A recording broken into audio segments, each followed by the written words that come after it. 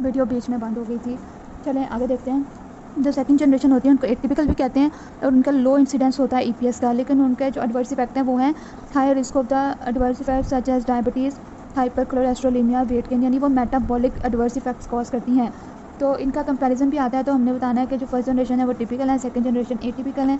First generation सिर्फ dopamine को bind करती हैं, सेकंड जनरेशन सेरोटोनिन के साथ भी बाइंड करती हैं, डोपामिन के साथ बाइंड करती हैं। मस्क्यूरैनिक ब्लॉकर भी हैं, हिस्टामिन ब्लॉकर भी हैं, अल्फा ब्लॉकर इफेक्ट भी होता है। और जो फर्स्ट जनरेशन है उनका साइड इफेक्ट क्या होता है, EPS symptoms, extra pyramidal symptoms. जो सेकंड जनरेशन है उनके एडवर्स इफेक्ट मेटाबॉलिक होते हैं। अब ड्रग सिलेक्शन जो है वो सेकंड जनरेशन ज़्यादा प्रेफर की जाती है क्योंकि उनके मेटाबॉलिक एडवर्स इफेक्ट हैं, ईपीएस वाले नहीं है, तो इसलिए वो ज़्यादा प्रेफर किए जाती हैं। और उसके बाद होते हैं कुछ पेशेंट जो कि ना फर्स्ट जनरेशन को रिस्पॉन्ड करते हैं ना सेकंड जनरेशन को रिस्पॉन्ड करते हैं। उनके लिए हम देते हैं ड्रग क्लोज़ापिन, जो कि इफेक्टिव एंटीसाइकोटिक है with the minimal risk of EPS, क्योंकि सेकंड जनरेशन में आती है। और उन पेशेंट्स को रिफ्रैक्टरी पेशेंट कहते हैं जो कि बड़े डीप किस्म के होते हैं और किसी भी एंटीसाइकोटिक से उनके ऊपर असर नहीं हो रहा होता। और इसमें इसके एडवर्स इफेक्ट्स बहुत ज़्यादा हैं, इसलिए इसको कम से कम हम जो है वो देते हैं। जब कोई भी और मेडिसिन काम नहीं आती तभी हम क्लोज़ापिन देते हैं। तो इसके एडवर्स इफेक्ट्स में bone marrow suppression, seizures, cardiovascular side effects such as orthostasis और increase risk of agranulocytosis होता है। ये इसके adverse effect as it is लिखने को आते हैं, ये बहुत बहुत इंपॉर्टेंट है। और ये डायरेक्ट क्वेश्चन ये भी आता है कि क्लोज़ापिन जो है वो जब हम दे रहे हैं तो हमें वाइट ब्लड सेल काउंट को मॉनिटर बार बार क्यों करना है। उसका आंसर ये होता है कि जो क्लोज़ापिन है वो ए ग्रैन्युलोसाइटोसिस करवा सकता है, इसलिए वाइट ब्लड सेल को हम करते हैं। आप आज पेपर खोल कर देखें तो 3-4 दफ़ा बस क्लोज़ापिन के बारे में ही सवाल आया हुआ है। आगे चलते हैं। Mechanism of action, dopamine antagonism block करते हैं D2 receptors in the brain and periphery. जो फर्स्ट जनरेशन होती हैं फिर से ना जिसमें बातें बहुत सारी बार बार वही रिपीट हुई हैं। डोपामिन एंटागोनिज्म हो गया, फिर सेरोटोनिन रिसेप्टर ब्लॉकिंग होती हैं। अब यहाँ पे एक बात थोड़ी समझने वाली है कि 5H2A रिसेप्टर्स को ब्लॉक कर रहे हैं। अगर आपको मतलब ना पता हो तो आप ये समझ सकते हैं कि 5H2A को ब्लॉक करिए तो सेरोटोनिन को तो कम हो जाना चाहिए, हमने तो सेरोटोनिन को ज़्यादा करनी है।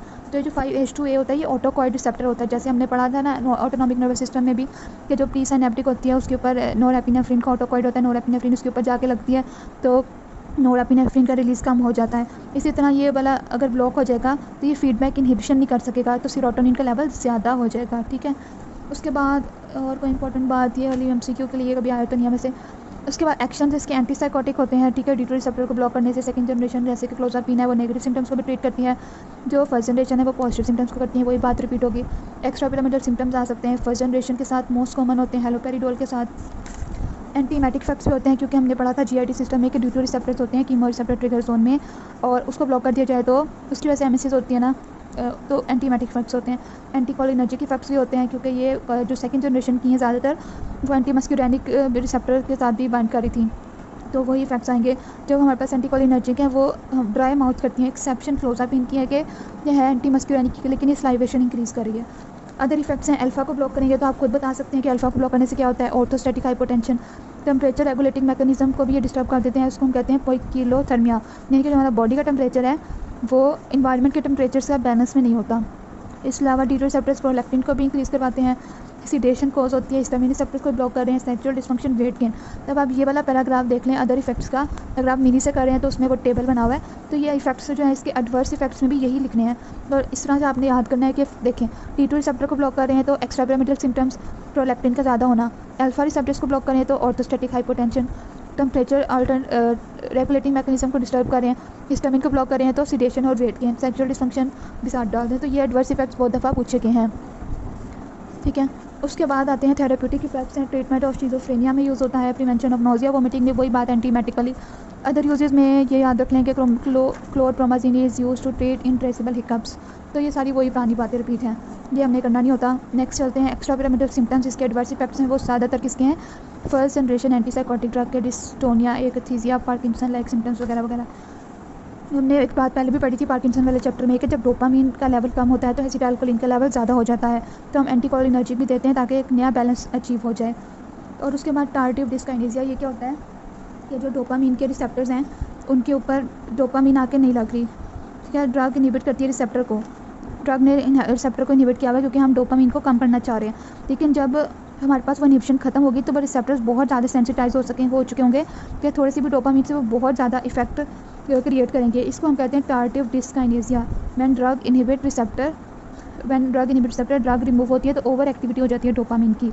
ठीक है, ये टार्टिव डिस्काइनेसिया होता है। और इसके ट्रीटमेंट के अंदर जो हम ड्रग देते हैं वो है वेलबेनाजीन और ये बस याद करने वाली बातें हैं। वेलबेनाजीन और ड्यूटेट्राबेंसियानीन, ये ड्रग ये लिखी हुई है।